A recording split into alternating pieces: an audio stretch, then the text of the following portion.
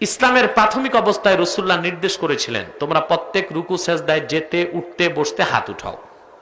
বুঝলে? তোমরা ধীরস্থির ভাবে নামাজে দাঁড়াও। আল্লাহ রাসূল সাহাবায়ে কেরামকে বললেন, এখন থেকে আর ঘোড়ার লেজের মতো বারবার হাত উঠাবে না। এখানে এনায়েতুল্লাহ আব্বাসী সাহেব রফুল ইয়াদাইন নিয়ে চরম মিথ্যাচার করেছে এবং রাসূল সাল্লাল্লাহু আলাইহি সাল্লামের নামে অপবাদ দিয়েছে এবং হাদিস চুরি করেছে।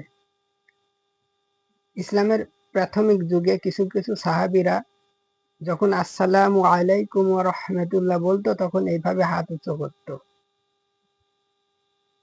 সেটাই নিষেধ করা হয়েছে হাদিসে।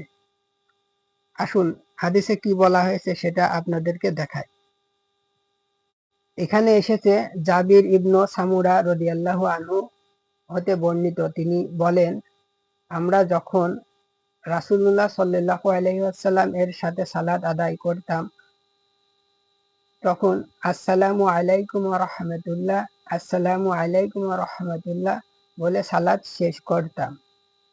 তিনি জাবির হাত দিয়ে উভয় দিকে ইশারা করে দেখালেন, অর্থাৎ সালামের সাথে সাথে হাতে ইশারাও করা হতো। রাসূলুল্লাহ সাল্লাল্লাহু আলাইহি ওয়াসাল্লাম বলেন, তোমরা সালামের সময় দুষ্ট ঘোড়ার লেজ ঘোরানোর মতো দুহাত দিয়ে ইশারা করো কেন? তোমরা উরুর উপর হাত রেখে ডানে বামে মুখ ফিরিয়ে তোমাদের ভাইদের সালাম দিবে।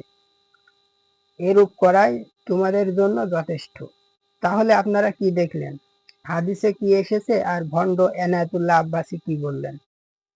ভিডিওটি শেয়ার করে এই ভণ্ডদের মুখোশ উন্মোচন করে দিন। বিস্তারিত হাদিসটি কমেন্টে দিয়ে দিলাম, দেখে নিন।